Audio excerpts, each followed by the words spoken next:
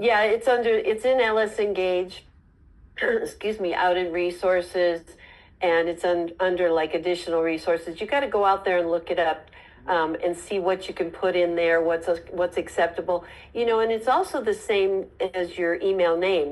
We can't say certain things in our email name, or email address, excuse me. So we have to be careful.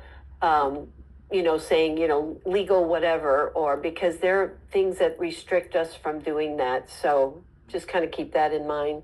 Perfect. And it's also a good time, folks, on your signature not to include the Millionaire Club members, the ring level, right? PC Right. qualified, because it doesn't mean anything. Well, even executive in the director. solution space, it doesn't Yeah. there. So go there and look, and it will tell you exactly what you can put there. But just keep in mind, with your team, you may include something different.